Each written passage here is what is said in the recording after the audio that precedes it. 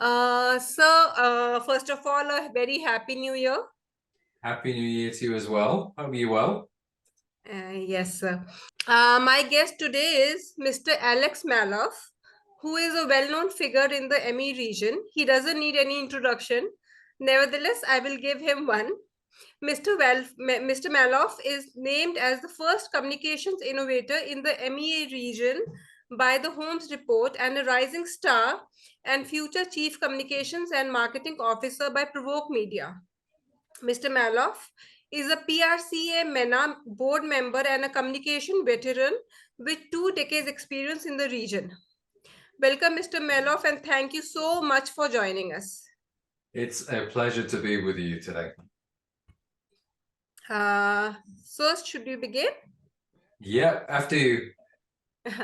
So my first question would be, can you share a pivotal moment or experience in your career that significantly shaped your approach to corporate communications, and how has it impacted your professional journey? I think, one, maybe not one particular experience, but a journey was actually on the media side. So I used to be a journalist. And I think you come to the realization that every organization and every person has a story to tell. Yes.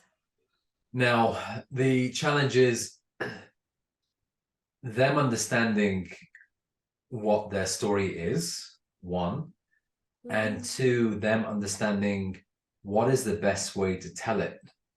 I think that's where the beauty of communication lies. And again, if you've been a journalist, you'll have seen it many times where you really struggle for the person to tell the story well. Being on the media side, seeing it happen, sort of understanding how things can be better, I think leads a lot of journalists to go into PR. I think that, and the fact, obviously, that comms is, has additional benefits as well. Let's put it that way. Everybody knows what I'm talking about. But understanding the process, understanding how you're able to help others communicate and really tell a good story, that's one of the things which makes comms so special. Okay, sir, that's great. My next question would be, given your extensive experience in different Middle Eastern countries, how do you navigate and adapt your communication strategies to address the diverse cultural landscapes in the region? That's a big question. The region is very diverse. You look at the inhabitants of the region, you will see that diversity. You will understand the nuances in terms of language, in terms of culture, tradition, and that's just within each country. There's a huge scope for variation. And then you add in also the other elements. So, for example, you add in the expat population. Where I am in the Gulf, in some countries, the expat population is up to 90%. It's a huge number.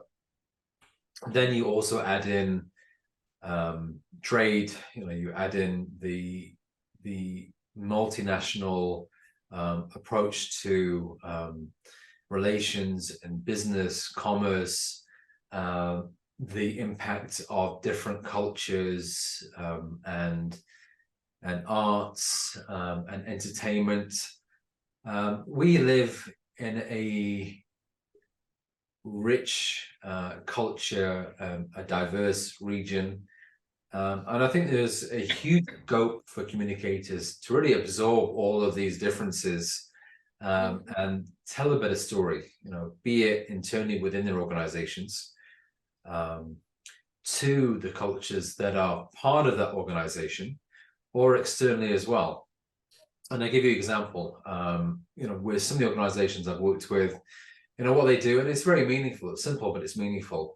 They mark different religious occasions for all the faiths which are represented by employees. It's a wonderful way to recognize diversity, but it's also as well a way to educate and raise awareness of how rich the organization can be. And again, it helps people feel that they belong to the organization much more than, than if those days, those events which mean something to them are not celebrated or acknowledged. So, just a simple example, really, of what it means to make the most of the diversity within the Middle East, to all of its people, all of the people who live here and call this place home. Okay, that's wonderful. So, someone as deeply involved in promoting sustainability in the communication sector, how do you see the role of corporate communications evolving in the context of increasing awareness and emphasis on environmental and social issues? I think we're seeing a huge shift in terms of understanding in various issues. And I think, one of the biggest issues that we've seen the shift on is, for example, climate change. We firstly have to recognize the history of where we are. Where I am sat is a region which is essentially, or has been for a long time, reliant on oil and gas exports as its primary economic driver. But at the same time, climate change affects everybody. It doesn't respect boundaries. It's not going to stop at a certain place or location. We are all impacted. We all live on the one single planet. And I think what we are seeing is a gradual awareness, for example, of environmental issues within societies here. We're seeing shifts as well on other topics, and we're seeing, I think, a gradual understanding that I've witnessed, at least in other markets, say like in Europe or North America or in Asia, whereby brands are being asked to speak about issues which are traditionally not seen as business related. Climate change is obviously business related, because if you have a shift in climate, you're going to have extreme weather. That's going to impact supply chains. It's going to impact your operations. But we are seeing brands now taking a stand. It's gradual here. We're not seeing the speed of the shift which we've seen, for example, in Europe. But it's no more sort of business or communications as usual. COP28 and COP27 before that, COP27 was in Egypt, COP28 was in the UAE last year. These have helped in terms of shifting discussion. But what we also need to do as communicators is help our leadership understand that reputation is not just about what we say, it's mainly about what we do. And we need to push that message. It's all well and good to say that, we acknowledge that this is an important issue. The question often which comes in from our stakeholders is, what are you doing about it? Not just simply, what are you saying about it? And that's what we've got to do much more as communicators. We've got to drive home the importance of reputational understanding, that it's very much about action. And then it's about discussion. We have to walk essentially before we talk about what we've achieved. We can list our vision, we can list our aspirations and what our goals are, but we don't want to greenwash, for example. We shouldn't be doing that. We shouldn't be supporting that as communicators. We should be doing the right thing on this subject and also other subjects which really matter to our stakeholders and which make an impact to our key audiences. Okay. So how do you align communication strategies with the company's mission and values, particularly in the context of the energy and technology sectors?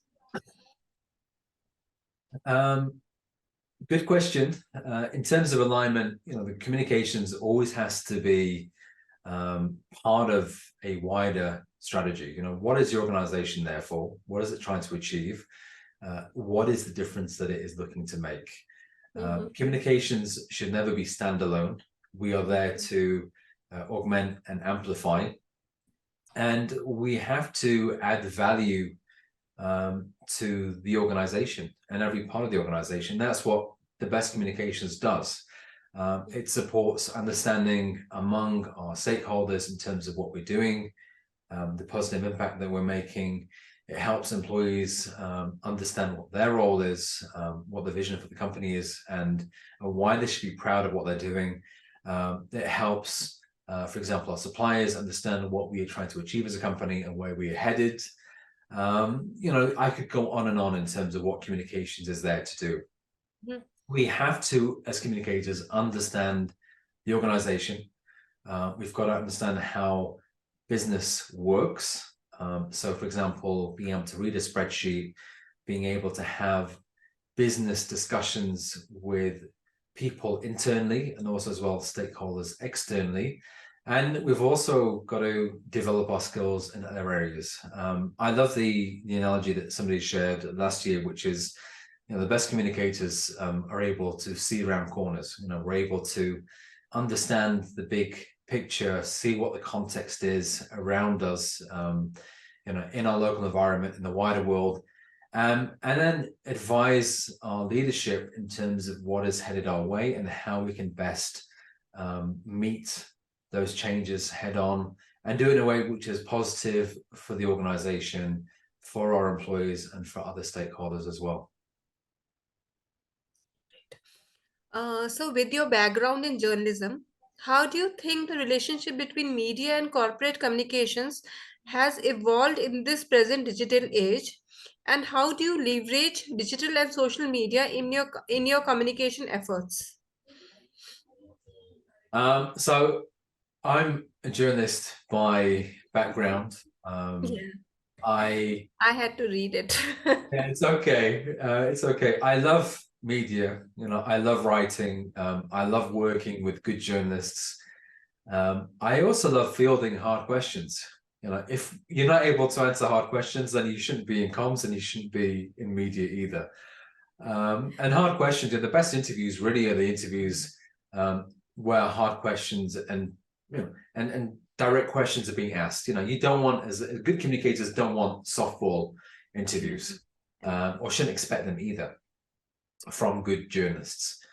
Our aim is to tell the story in the best way possible. What we need to do is help our executives, help our people do that. Increasingly social and digital, unsurprisingly, because it's part of our world. Everybody's on social, everybody's online. It plays a huge role in telling the story of any organization. I think the best organizations, what they do is they will empower their leadership, they will empower their employees to tell that story as well. So what they will do is they will help shape content and give content to their leadership, their employees, and really then let them go and tell the story through social and through digital. I think the days where we have a command and control approach should be long gone. What we are there to do, the best communicators, is to support and empower. And that's what we should be doing increasingly. We should be letting our employees tell the story. We should be guiding them. Same with our leadership. But it's not just my organization, it's their organization. They live it day in, day out, just as I do. So help them become good storytellers. And then, every single person in your organization effectively becomes your ambassador. Okay, sir. In the context of the present digital era, what would be the value-based communications that the brands would stand for? What would be the values that brand would stand for?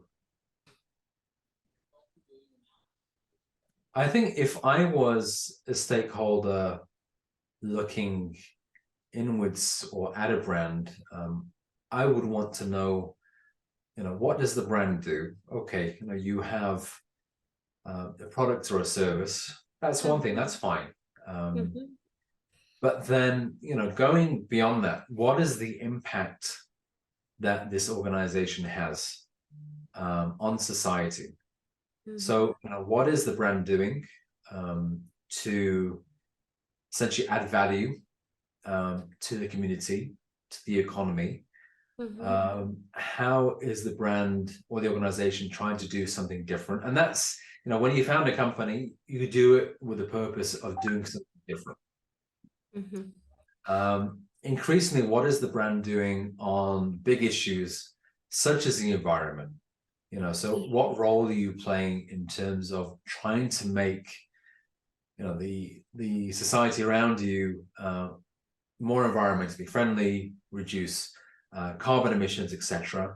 And also as well, sort of bigger picture, where does the brand see itself in a number of years? So, so again, longer term, what is the brand trying to do for all of its stakeholders, not just for its shareholders, not just for the board of directors or employees, but for the wider community. And again, that's what the best brands do. They come in, they explain the story. They do it very well. It's not just through an annual report. It could be through any forms of communication. Increasingly, we're seeing it through video. Many of you will remember the video that Apple, for example, put out in terms of its environmental strategy, which is very, very creative, typical Apple.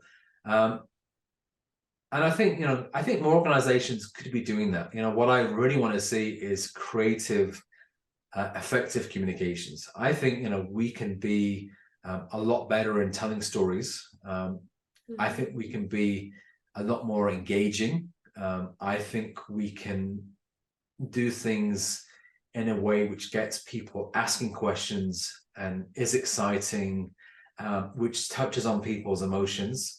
And I want us to try and move away from the staid, the tried and tested approach, put out the annual report, put some in a website, which is fine. But, unless it really has any impact, unless people see it, then, what is the purpose of what you're trying to do? And that's what we should be doing as communicators. Our aim is to, win hearts and minds of the people that we engage with.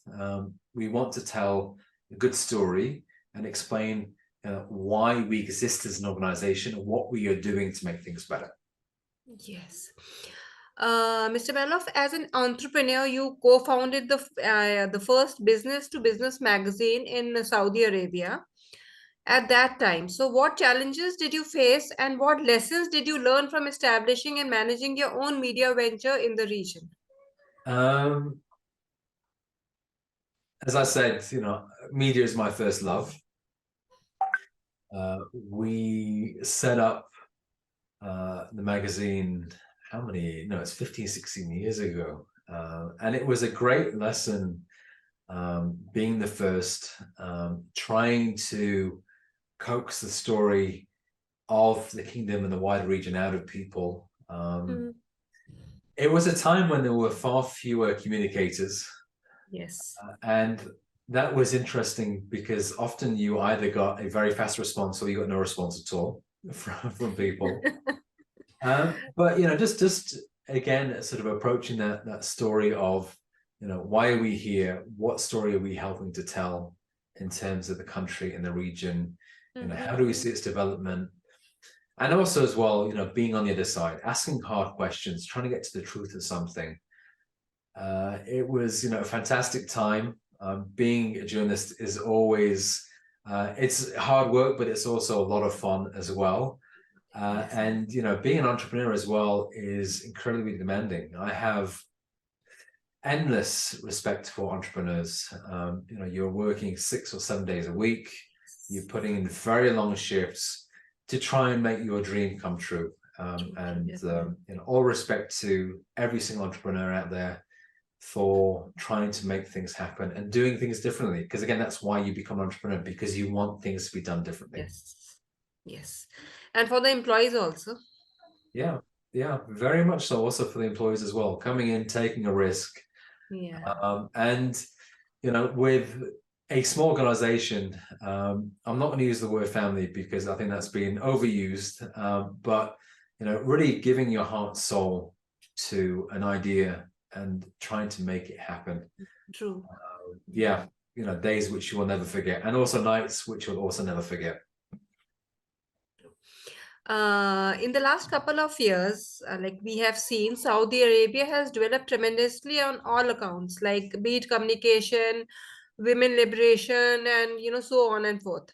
So, what are your views on this? How do you think it is the Saudi Arabia is changing now? Look, I think very much so. Saudi, if you compare Saudi today to how it was, let's have a look, 7, 8 years back, or maybe 10 years back, there's been a huge shift. 10 years back, Saudi was growing, it was progressing. Mm, But since we've had Vision 2030 come in under the Crown Prince, it's as if the growth has been, it's been basically put on a rocket and fired upwards. And the trajectory is so fast paced. We have project after project after project being launched. We have literally the art mega projects. If you look at NEOM, what they're trying to build in terms of the first cognitive city, mhm, this is a construction which I've never seen the scale of before. You see what they're doing in terms of tourism, in terms of building new industries.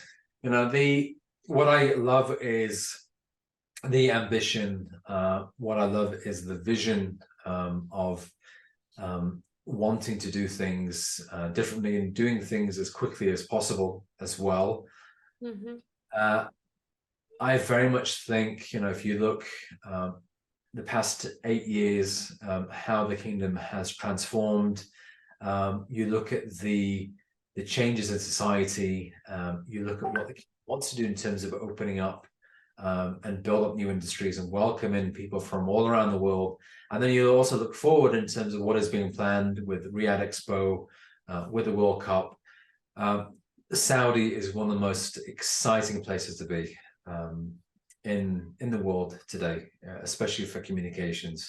I've always found the Saudi people to be very warm and welcoming. mhm. And I think there's just a lot of excitement in terms of what is happening and also as well what people are hoping will happen as well. Okay, great. You're actively involved in supporting training and awareness initiatives for those pursuing a career in public relations. What skills and qualities do you believe are crucial for individuals entering the field today, especially in the Middle East, and how can they contribute to the industry's growth and development? Okay. In terms of people who want to become communicators, I list a couple of basics that you really need to excel. So one is you need curiosity. You need to want to ask questions. You need to have a drive for learning. The industry is constantly changing and adapting and shifting. I remember when I came into profession, we were still sending faxes.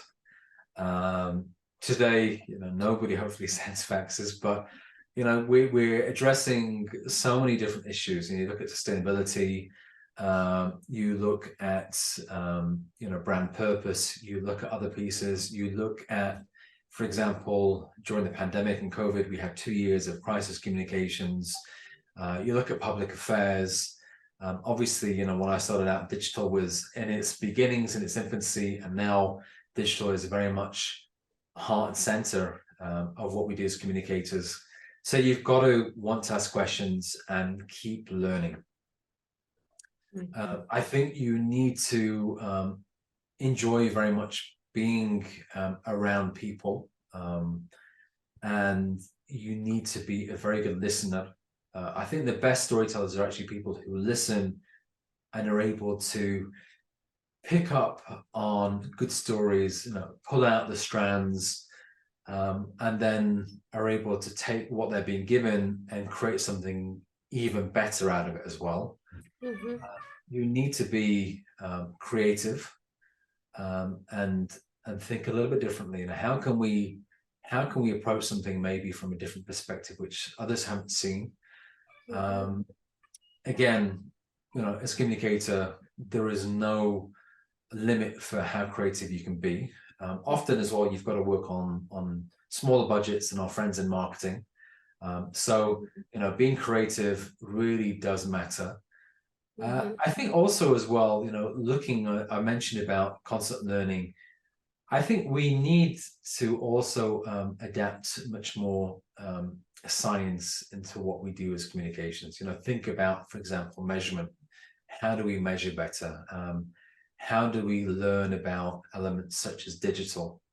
How do we, look at elements which are coming into the industry like AI, and how can we use them to help what we do, to augment our work? I think, all of these different pieces, put them together, and that's what makes the nucleus of a really good communicator. And that's what I put down as, things I would like to see. That thirst for knowledge, growth. I'd want to see people who are creative, people who listen well, and people also think, I'm not going to say methodically, but think about the science behind what we do and how we can better do what we do through measurement and through new tools which are coming in from the digital side. Great.